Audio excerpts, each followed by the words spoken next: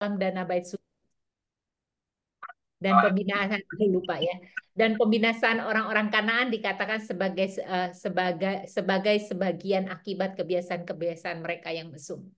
Bentuk persundalan, nah ini yang kita juga bisa lihat ya, bentuk persundalan yang paling berbahaya adalah persundalan yang disetujui oleh agama. Nah, itu apa, pelacuran bakti begitu ya, itu pernah terjadi. Ini ciri utama dari kebaktian Kanaan, bahwa sundal laki-laki maupun sundal perempuan dihubungkan dengan tempat-tempat suci. Kelompok sundal perempuan dalam PL dikenal sebagai gedesnya dan sundal laki-laki gedesi. Penghasilan haram dari kelompok terakhir disebut dengan upah sundal atau upah seburit. Ya. Jadi saya hanya ingin mengatakan bahwa keterangan tentang ibu dari Yefta, yaitu perempuan sundal, itu menyangkut tentang sebenarnya pola kehidupan dan bagaimana bangsa Israel merespon terhadap pola kehidupan mesum seperti ini. Dan rupanya pola kehidupan yang mesum seperti ini bukan hanya menjadi sebuah tindakan tidak bermoral moral yang dilakukan oleh seseorang, tetapi juga bisa dilakukan antar institusi agama dan juga bisa menggambarkan persundalan, artinya pengkhianatan, perzinahan yang menggambarkan ketidaksetiaan umat gitu ya. Ini gambarannya. Nah, sebutan ibu dari Yefta adalah perempuan sundal itu memberikan sebuah pemahaman bagi kita bagaimana sebenarnya Yefta lahir begitu ya, dari latar belakang keluarga ibu, tetapi tidak menampik bahwa itulah yang juga dilakukan oleh ayah Yefta begitu ya. Menariknya seperti biasa yang disoroti perempuannya mengabaikan peran lakinya begitu ya. Nah, ini kita bisa lihat bahwa catatan pertama, sekalipun Yefta sebagai seorang pejuang gagah perkasa, ada sejarah muram uh, uh, yang ditunjukkan dalam asal usul Yefta ya. Nah, sejarah muram itu asal usul dia lahir, tetapi juga bagaimana dia diperlakukan di tengah keluarga ayahnya. Yefta mengalami perlakuan tidak adil dari keputusan orang tua yang tidak bijaksana. Karena pertama, tentu kita bisa lihat bahwa kalau Yefta lahir dari perempuan pelacur, itu juga adalah tindakan tidak setia dari seorang ayah, yaitu ayah Yefta Gilead. Yang kedua, karena dia dianggap bukan anak yang sah, ya tidak berhak atas ahli waris, maka dia diusir begitu ya. Ini ketakutan sama seperti zaman sekarang begitu ya, banyak orang ketakutan tentang perubukan penempatan, pembagian atau bahkan sampai ke perebutan hak waris, dan tentu dianggap bahwa anak yang tidaklah anak haram tidak mendapatkan bagian dalam hak waris. Untuk menghindari hal-hal ke depan, apa namanya, Yefta kemudian diusir dari rumah. Itu artinya sebenarnya ada kurun waktu tertentu di mana Yefta hidup bersama-sama dengan keluarga ini, begitu ya. Dan yang kedua, nampaknya diduga begitu kalau kita lihat dari ayat yang pertama, eh, di dalam kisah ini ditunjukkan Yefta yang lahir dari wanita pelacur, ayahnya Gilead. Lalu kemudian baru di kata kedua ada kata juga istri Gilead melahirkan anak-anak lelaki bagi dia.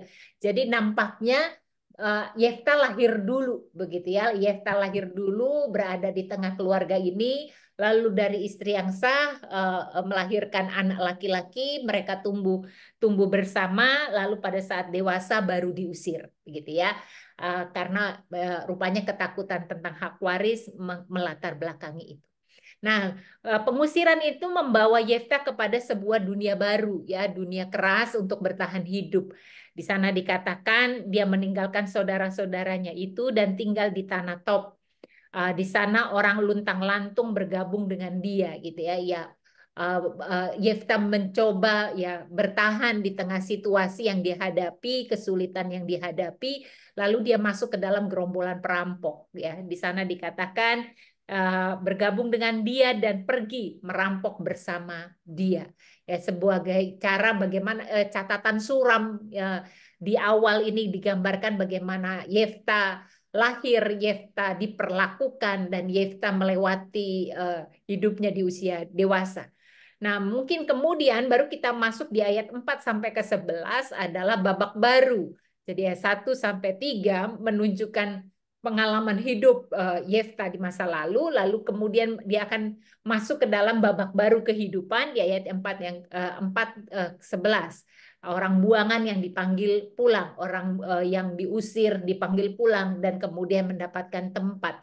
Tetapi yang menjadi sebuah pertanyaan buat saya ketika melihat ini adalah apa sebenarnya yang mendorong para tua-tua Gilead ini datang kepada Yefta dan mengajaknya kembali gitu ya.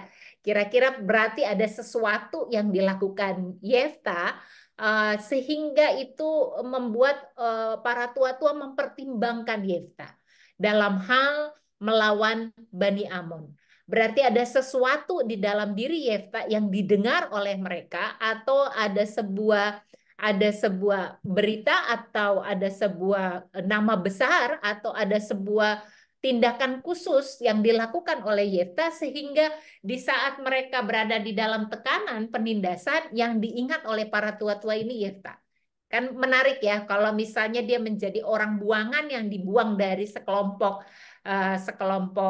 komunitas begitu dan tidak dianggap karena asal usulnya yang muram, tetapi menarik ketika ada kesulitan menghadang mereka. Kalau pasal sebelumnya kita bisa lihat bagaimana Allah menghukum Israel dengan menyerahkan ke Bani Amon, itu yang diingat Yefta gitu sampai dijemput pulang. Nah, berarti memang ada sesuatu yang dilakukan Yefta sehingga di masa sulit bangsa Israel melawan Amon, para tua-tua Gilead justru mengingat Yefta dan mengajaknya kembali. Dugaan saya ini terkait dengan apa yang dilakukan Yefta di ayat yang ketiga, yaitu ketika dia bertahan hidup di tempat yang sulit, dia bergabung dan menjadi perampok. Kayaknya dia melakukan kejahatan ini dengan sebuah apa ya, kalau di tanda kutip lah ya, tanda kutip prestasi tertentu ya. Mungkin dia dianggap sebagai gerombolan yang paling menakutkan gitu ya. Atau dia bisa Sukses. menakutkan. Ya, sukses merebut harta orang begitu kan, merampok ya namanya juga ya.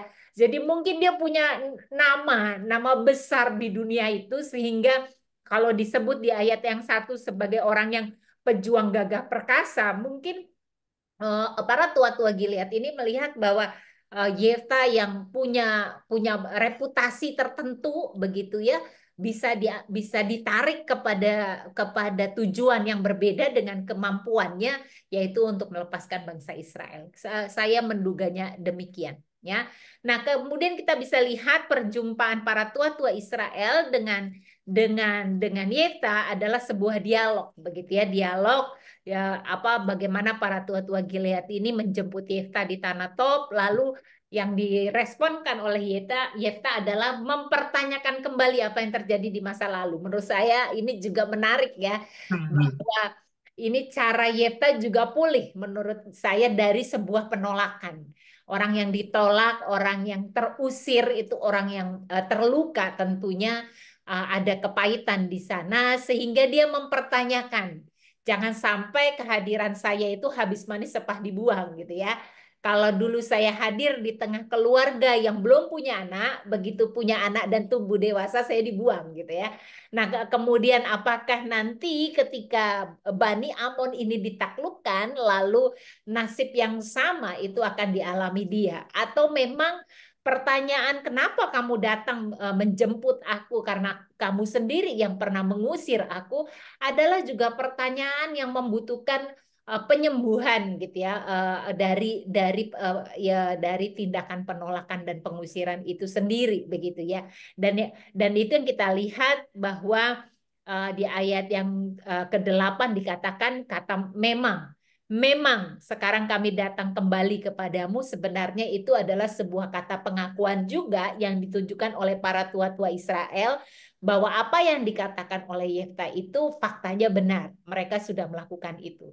Tapi tanpa berpanjang kepada apa yang terjadi di masa lalu, mereka mengajak Yefta untuk memasuki sebuah babak baru dalam kehidupan Yefta bersama dengan bangsa Israel, yaitu menjadi pemimpin. Dan pengakuan dan kemantapan pun disampaikan, ya terjadi sebuah kesepakatan. Nah, Yefta kemudian di sini agak menggelitik ya kalau Yefta hidup menjadi perampok begitu ya, dan dia punya reputasi tertentu sebagai perampok pada saat bangsa para tua-tua Gilead ini mengajak Yefta untuk menjadi pemimpin bangsa Israel. Jawaban Yefta itu adalah di ayat yang ke-9. Dan Tuhan menyerahkan mereka kepadaku, aku menjadi kepala atas kamu. Ada kata Tuhan di sana, begitu ya. Jadi rupanya Yefta pada posisi ini diperlihatkan kepada kita bahwa kalaupun kemenangan terjadi, itu pekerjaan Tuhan, gitu ya. Jadi Tuhan menyerahkan Bani Amon padaku. Jadi ini bukan soal aku sebagai pejuang gagah perkasa, tetapi soal Tuhan yang memberikannya melalui aku. Ya, menariknya adalah saya melihat ini juga proses pertobatan Yefta atau proses perubahan hidup Yefta dari seorang perampok menjadi seorang panglima, pemimpin, lalu dia memilih untuk taat, menjadi sangat sinkron dengan tujuan Allah. Karena Allah menghukum Israel ditindas oleh Bani Amon, lalu penderitaan itu membuat bangsa Israel menyadari bahwa mereka telah menyembah Baal-Baal lain dan Allah akan membebaskan ketika mereka taat. Jadi menarik ya, Yefta kemudian dipakai untuk menjadi pembebas di posisi hidupnya secara pribadi pun perlu melewati, perlu mengalami pertobatan itu sendiri ya, yang dia bahwa dia juga terluka, pasti dia ada kemarahan ketika dia sampaikan dulu engkau yang mengusir aku begitu ya, lalu dia hidup sebagai perampok, lalu kemudian dia diminta menjadi pemimpin, kemudian di situ Yefta mengatakan jika Tuhan menyerahkan mereka ke tanganku, yaitu Bani Amon itu. Nah di situ jadi pertobatan bukan hanya dihidupi oleh bangsa Israel untuk taat kepada Allah, tetapi juga ditunjukkan Yefta sebagai pemimpin, dan itu awal mula Yefta merespon tawaran para tua-tua Gilead ini, melihatnya di dalam kacamata iman. Nah, kita lihat ya kata di hadapan Tuhan ketika semua proses ini dibawa di dalam refleksi iman. Kemudian para tua-tua bersumpah demi Tuhan yang mendengar tentang saksi di antara kita, sungguh kami akan melakukan seperti katamu. Jadi ada ikatan perjanjian yang mereka lakukan di hadapan Tuhan, mengikat kedua belah pihak, mengikat diri kepada Tuhan.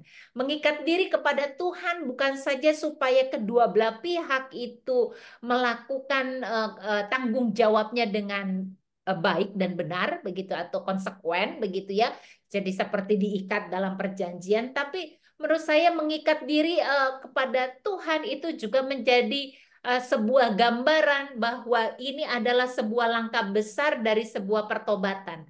Jadi setiap orang dia kemudian menjadi sebuah momentum untuk melewati masa sulit, yaitu awal pertama adalah di hadapan Tuhan. Semua melihatnya kepada Allah, sehingga di hadapan Tuhan juga dilihat sebagai tanda kesiapan mereka untuk taat kepada Allah. Ya, dari sikap hidup, dari cara hidup yang lama, lalu ingin memperbaiki, diperbaharui di dalam ketaatan.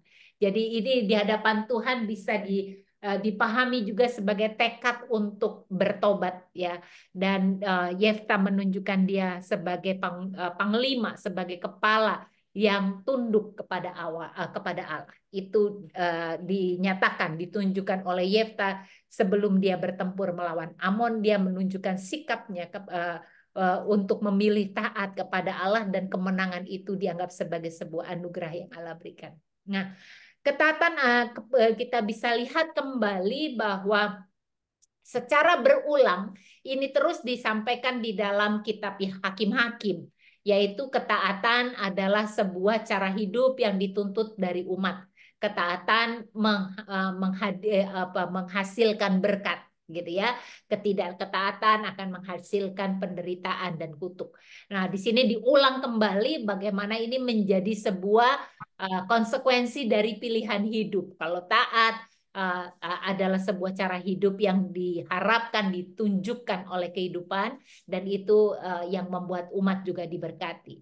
Nah, tetapi memang sebuah ketaatan adalah sebuah proses yang tidak mudah, begitu ya. Bangsa Israel juga kalau bisa kita lihat dari satu kepemimpinan hakim-hakim kepada satu kepemimpinan hakim-hakim yang lain, kita bisa melihat pasang surutnya mereka untuk taat. Ya, tidak selamanya mereka taat, ada saatnya mereka gagal, lalu mereka kembali lagi. Jadi kita bisa memaknai juga bahwa sikap taat yang dituntutkan Allah kepada umat adalah sebuah ruang untuk belajar dan bertobat ketika kemudian kegagalan yang mereka tunjukkan dalam belajar untuk taat. Nah, kita bisa lihat salah satunya dalam peristiwa di Hakim-Hakim 10 dari lalu dilanjutkan Hakim-Hakim 11.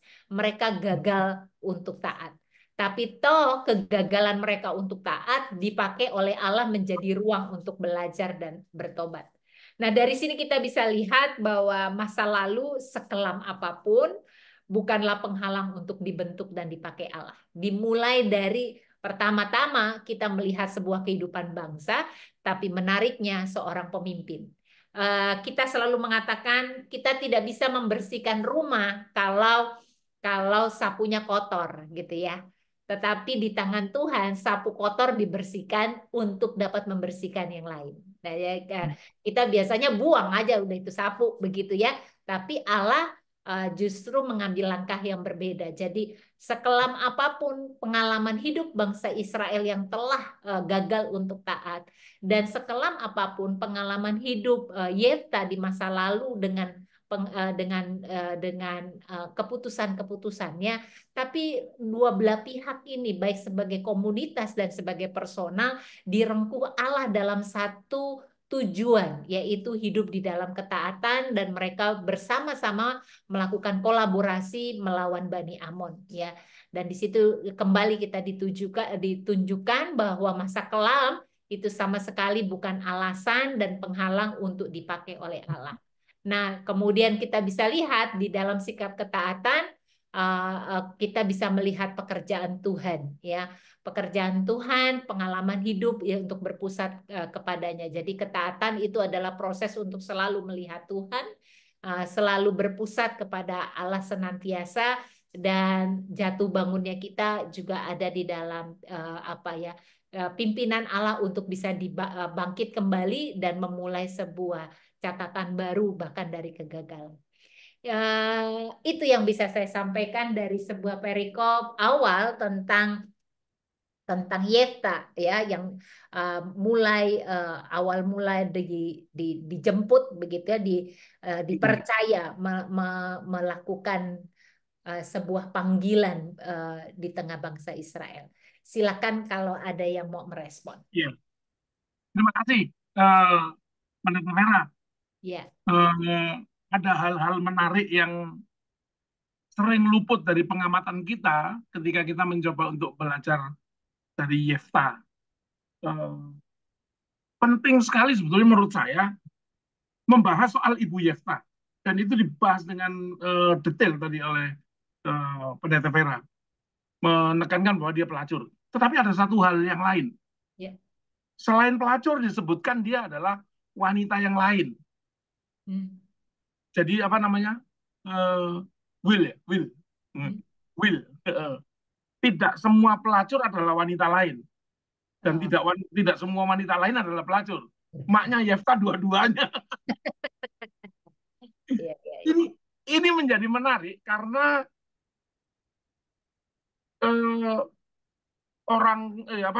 istri yang sah itu juga punya anak-anak gitu kan. Tadi kan ada dugaan bahwa Yefta lahir duluan. Menurut saya kok juga begitu ya. Tapi bapaknya sudah menikah duluan deh kelihatannya, lalu nggak punya anak, terus melacur itu sambil punya will itu, baru kemudian anak yang lahir. Itu sangat berpengaruh pada Yefta. Yefta kalau dibilang kan hidup dengan keluarga ini ya dari awal gitu ya. Caci maki, olok-olok, bulian itu pasti dialami sejak kecil. Wah, anak pelacur lu, anaknya Will lu, gitu-gitu dan sebagainya. Makanya ketika Yefta diusir, Yefta membawa sakit hati itu. Lalu menurut saya nih, Yefta merusak dirinya dengan menjadi perampok itu. Karena kecewa, gak dihargai, mau diapain gitu. Tadi pertanyaan Domina mengatakan, kenapa ya para tua-tua gila itu tiba-tiba datang ke dia gitu. Mungkin dia punya prestasi di perampoknya. Enggak, itu kan ayat 3. Di ayat 1 kan disebut dia adalah pejuang yang gagah. Artinya memang sebelum menjadi perampok, mungkin dia punya prestasi itu gitu. Eh, dan itu tidak berlangsung mulus dan rata gitu kan. Pada waktu ditanya, ayo jadilah pemimpin kami. Sebagai orang yang dihinakan, dibuang, ketika tiba-tiba mendapat tawaran gitu harusnya kan, wah, gitu. Tapi ya tidak loh. Enggak. Tetapi dia bilang gitu ya, kau dulu yang ngusir aku dan sebagainya. Dan janji, bagusnya Yefta itu selalu terhubung dengan Tuhan. Itu bagusnya ya. Pas dia pulang ke Misbah, Ya. menara itu, dia membawa perkaranya kepada Tuhan. Menarik sekali.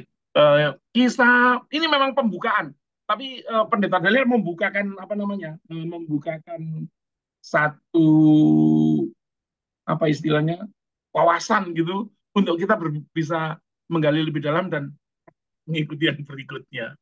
Oleh karenanya, mari Bapak Ibu, di dalam pembukaan yang menarik ini, kalau ada yang ingin didiskusikan, ditanyakan, dimintakan keterangan lebih jelas, silakan.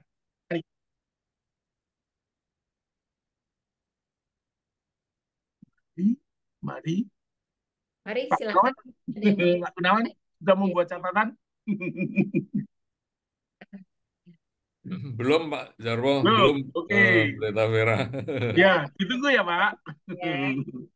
Ya, oh ini ada papi. Kak Mimi mau, silakan Kak Mimi. Ya, selamat malam Kak Vera, Kak Malam. Jo. Nah, Gini, Yuk. tadi aku ngikutin tadi penjelasan dari Kak Vera ya bahwa Yefta itu kan eh, dia menjadi seorang perampok ya. Setelah dia diusir oleh saudara-saudara dari eh, saudara Gilead. Saudara-saudaranya. Gilead bapaknya. Iya. Tapi kemudian saya berpikir ya, kalau misalnya akhirnya toh si tua-tua Israel itu, tua-tua Gilead itu datang ke dia untuk meminta tolong dari serangan bangsa Amon ya, kalau nggak salah tadi tuh, Hmm. eh, kayaknya nggak mungkin loh dia seorang perampok loh kalau menurut saya. Kenapa dasarnya? Mungkin dia perampok yang baik kali Ayatnya ya. dibaca Kak di ayat 3 ada di Alkitab. Ya, betul-betul. Tapi dia mungkin perampok yang lain dari yang lain gitu loh maksud saya. Ya, Nah, karena gini Kak, eh, kalau menurut aku ya, kalau pandangan aku sendiri, kalau seorang perampok itu pasti dia seorang yang bengis ya, yang kejam. Tapi buktinya kok dia dimintain tolong gitu ya dan dia juga selalu dekat dengan Tuhan loh, apa menyatakan itunya ke Tuhan gitu loh. Apa sih istilahnya kata-kata tadi saya baca tuh, di hadapan Tuhan. Membawa iya iya perkaranya kepada Tuhan. Kalau iya dia akan selalu non membawa non perkaranya kepada Tuhan. Tuhan. Ya. Kalau seorang perampok tuh nggak mungkin loh ya menurut saya. Terus kalau kita flashback ke Abimelek yang sebelumnya itu kan sama dia dilahirkan oleh seorang perempuan apa namanya gundiknya si Gideon kan tapi Hmm. ini gundik dan dibandingkan dengan yang satu itu ini tentu lebih rendah kan ya ininya statusnya statusnya si Namanya siapa nama Yefta. Yefta ini terlalu lebih rendah gitu kan tapi yang unik adalah kalau di Abimelek dulu kan dia punya akar pahit ya dia diusir oleh keluarganya yang 70 orang itu, saudara-saudara tirinya itu, tapi dia punya akar pahit, dia membunuh gitu kan, semuanya itu, 70 orang saudara-saudaranya. Tapi anehnya kalau saya lihat tuh, si Yefta ini, dia justru nggak punya kebencian terhadap saudara-saudaranya yang sudah membuang dia gitu loh, nggak seolah-olah dia tuh benar-benar di titik nadir yang terendah gitu loh. Dia nggak, malah justru dia berjuang untuk sesuatu yang aku rasa sih bukan perampok yang dalam arti sesungguhnya mencuri, merampok, membinasakan orang loh Kak. Kalau aku lihat sih, tapi nggak tahu ya, mungkin itu pandangan aku ya. Buktinya Tuhan memakai dia loh. Itu luar biasa banget kan. Tuhan pakai dia dan jadi nabi, nabi dia jadi hakim kan, dipakai Tuhan Kami kan. nih, pertanyaannya apa? Enggak, Pertanyaannya saya apa? cuma mikir aja gitu Kak, kok bisa Oh, sih perampok. Terus saya punya ada kesimpulan yang sedikit, berarti masa lalu seseorang yang buruk bukan berarti dia tidak punya masa depan yang oke. baik ke depannya. Setuju. Kalau menurut aku loh ya, jadi Hmm. seseorang yang punya masa depan yang buruk belum tentu dia akan memiliki masa depan yang buruk. Salah. Hmm. Kan? Ah, Ya, ya, itu aja sih. Apalagi oke. kalau dia melekat sama Tuhan gitu aja. Cuma aku Ya, pikir bukan perampok kali Kak, mungkin ya, ya, wes, ya, perampok wes. yang baik kali ya. Terima kasih, Kak Mimi. Terima kasih. Pendeta Vera silakan ditanggapin. Ya, kita selalu mencoba ingin melunakkan orang-orang yang dipakai supaya hati kita tuh tenang gitu ya. Orang dipakai Tuhan tuh orang baik-baik gitu ya. Hmm. Tapi Alkitab tuh nggak melunakkan. Yang namanya perampok mungkin pasti ada sebuah konotasi apa yang dilakukan. Ya, menurut saya nggak perlu dilunakkan, walaupun Hmm. itu menjadi sebuah pertanyaan yang menggelitik. Ya, pertanyaan yang menggelitik yang juga mungkin kita juga apa ya, dia tergelitik lah ya seperti Kak Mimi juga tergelitik. Tapi itu dinamika hidup seseorang ya. Kadang kita nggak terduga, tidak menduga juga ya, kenapa orang bisa membuat sebuah pilihan yang sedemikian rupa. Bahkan pasti ya Yefta itu bukan orang yang belum pernah kenal Tuhan, karena begitu dialog dia dengan para tua Gilead juga sudah melibatkan Tuhan gitu ya. Tapi bagi sebuah orang yang sudah mengenal Tuhan, kenapa pilihannya begitu ya? Kalau kita bisa lihat tuh di ayat 2 dan 3 itu memberi sebuah gambaran yang kompleks sebenarnya apa yang dialami Yefta, sekalipun itu dituliskan dengan bahasa-bahasa apa ya, pendek dan ya pendek dan sederhana gitu. Tetapi kita bisa punya imajinasi juga ya. Pertama diusir dari sebuah fasilitas dan perlindungan seorang anak ya, walaupun dikatakan dewasa di situ ya, tetapi dia berada dalam eh, tahun-tahun berada di dalam sebuah perlindungan, entah mungkin bagaimana perlakuan seperti dugaan Pak Jarwo tadi begitu ya, imajinasi kita bagaimana eh, eh, tentu tidak serta-merta begitu dewasa langsung diusir, tapi identitas dia terus menyertai dalam relasi saudara bersaudara begitu ya. Lalu pada saat dia dewasa dia kemudian diusir, lalu kita bisa membayangkan di ayat yang ketiga Yesus meninggal, Yesus sorry ya, Yeftah pun lari, lari ya, lari itu menunjukkan apa sih? Takut ya. Orang lari itu kan takut, panik, terjepit begitu ya, meninggalkan saudara-saudaranya itu dan tinggal di Tanah Top. Di sana orang luntang-lantung. Itu orang yang nggak ngerti gimana mempertahankan hidup gitu ya. Orang yang nggak punya tujuan, nggak, orang yang nggak punya apa yang mau dikerjakan. Itu kita bisa membayangkan, kalau saya mau hidup saya harus bertahan. Nah, pilihan bertahan dalam kerasnya apa ya, kerasnya pilihan-pilihan yang ada mungkin membuat ya, tanpa ingin mencoba juga saya melunakkan pilihan Yefta begitu ya, tapi pilihan itu dibuat di antara orang yang luntang-lantung bergabung dengan dia. Nampaknya dia mengerahkan orang luntang-lantung ini gitu ya. Ada sebuah kelompok gerombolan yang diarahkan lalu menjadi perampok. Nah, memang catatan itu ada di Alkitab di ayat yang ketiga, tapi tanpa menurutku kita nggak perlu kemudian melunakkan itu. Ya. Maka kalau misalnya pertanyaan kami, tapi dia ingat Tuhan, anak Tuhan yang korupsi banyak juga loh. Ya toh, anak Tuhan yang rajin bergereja, tahu Tuhan, kebenaran firman Tuhan dan terjerumus juga ya banyak juga gitu ya. Jadi eh, tapi menurut saya, makanya saya mengatakan tadi ya, begitu ada kesempatan untuk berbalik, kembali ke rumah, kembali dalam komunitas, di situ percakapan kata Tuhan dimulai. Dan menurut tafsir saya mengatakan bahwa disitulah Yefta kembali juga, bahwa proses kembali pertobatan bukan saja dituntutkan Allah kepada umat Israel, tetapi juga dimulai dari Yefta.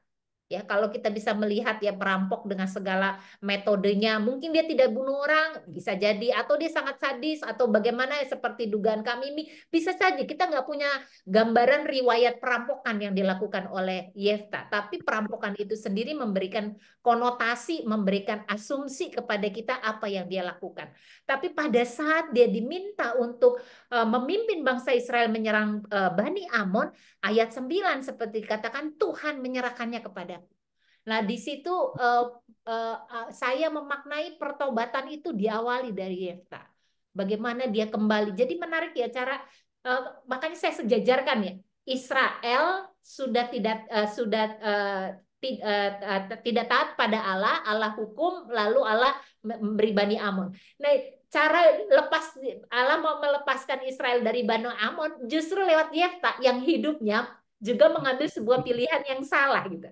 Lalu kemudian Yefta melakukannya itu di hadapan Tuhan. Jadi pertobatan itu diawali menurut saya dari Yefta juga. Bagaimana dia melihat Tuhan dalam sebuah pengalaman hidup yang baru ya, masa depan baru yang dipercayakan pada dia. Dan saya setuju seperti apa yang sudah saya sampaikan tadi Kak Mimi, dan ini menegaskan sama kita begitu ya. Satu, orang percaya, orang tahu kebenaran firman Tuhan bisa gagal.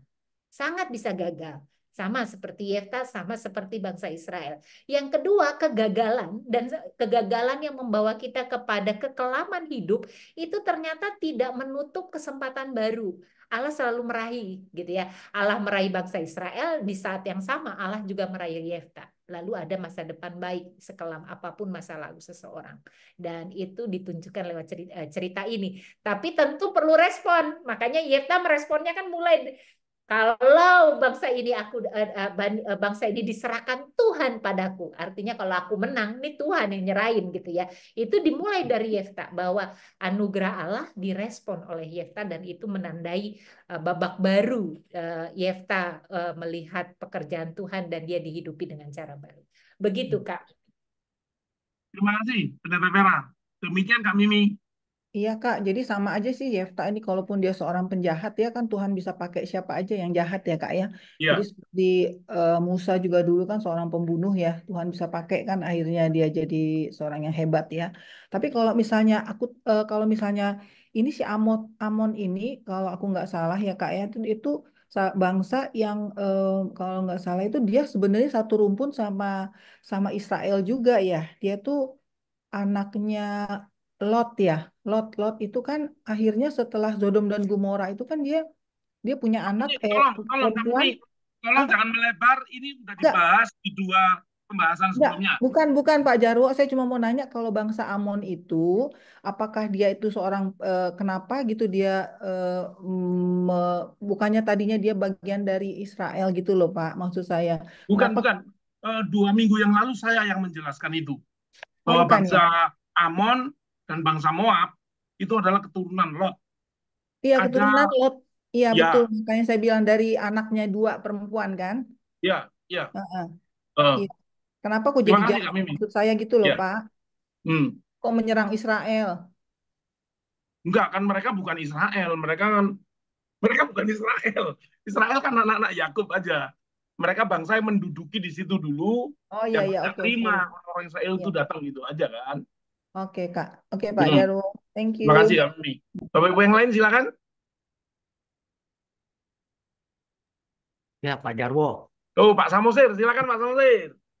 Nah, ini mungkin menyambung apa yang tadi ditanya Pak Bu Mimi ya. Ini Orang ya. kelihatannya kok dia bukan orang jahat atau apa. Begini, di ayat 3 yang tadi Pendeta Vera singgung, itu Hmm. kalimatnya ada, saya lihat memang menjadi terbuka peluang bahwa uh, bahwa Jefta itu berbeda dengan orang-orang lain. Tetapi dia tetap adalah seorang perampok. Kalimatnya itu begini,